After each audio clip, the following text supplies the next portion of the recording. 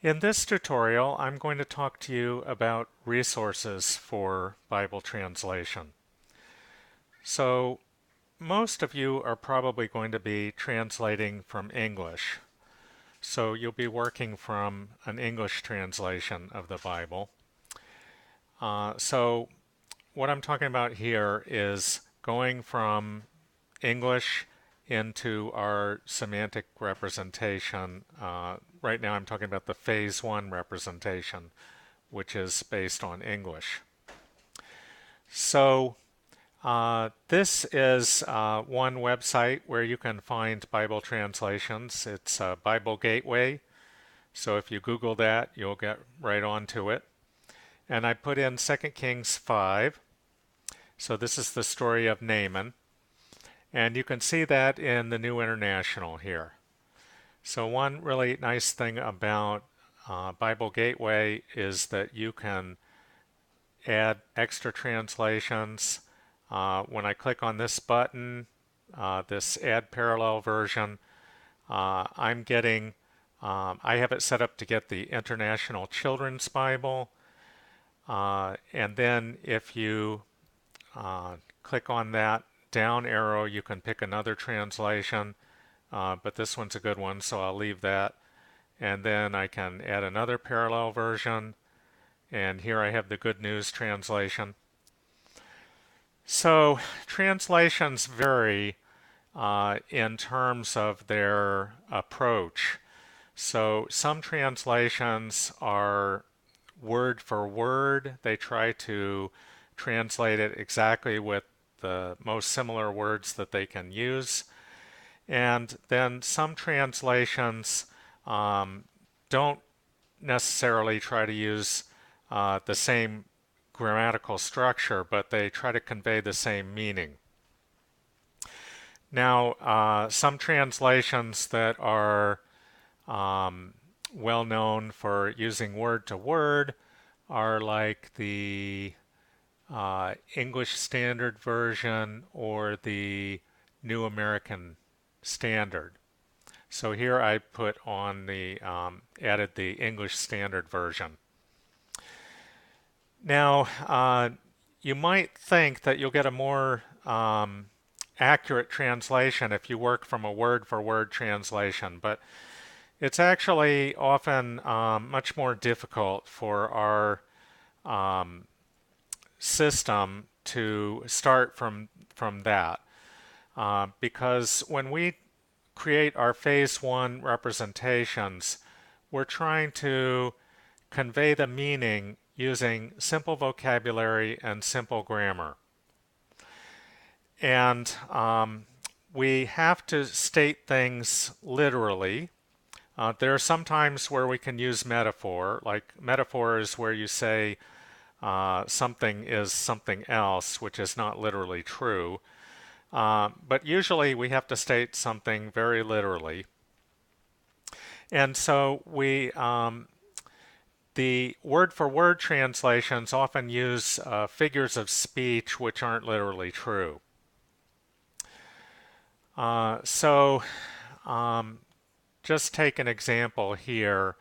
In the first verse of chapter 5 of 2 Kings, it says, Naaman, commander of the army of the king of Syria, was a great man with his master and in high favor, because the Lord had given victory to Syria. So we can't really say was a great man with his master.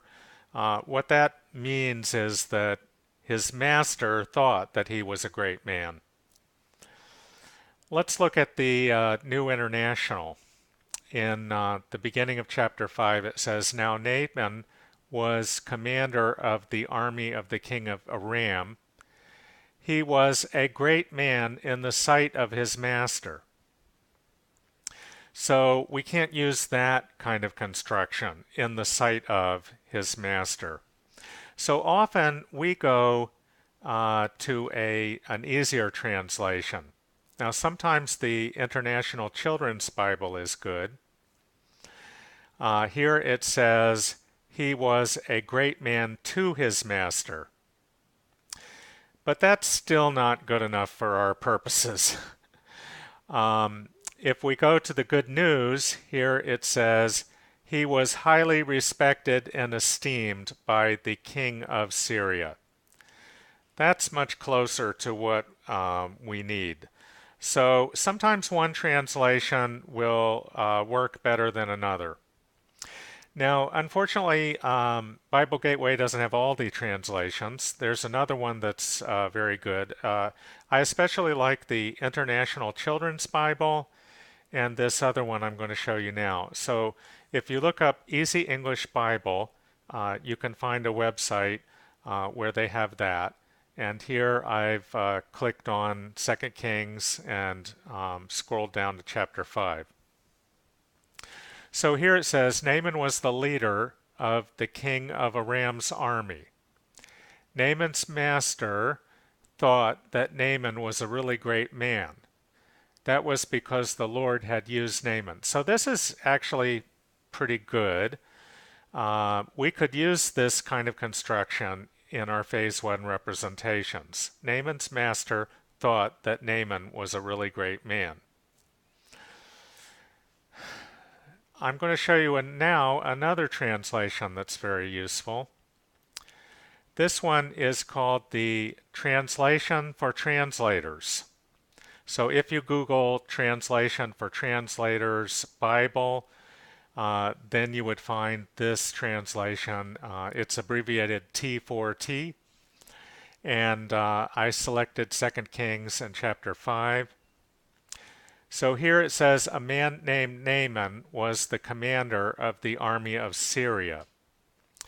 Yahweh had enabled him to win many victories.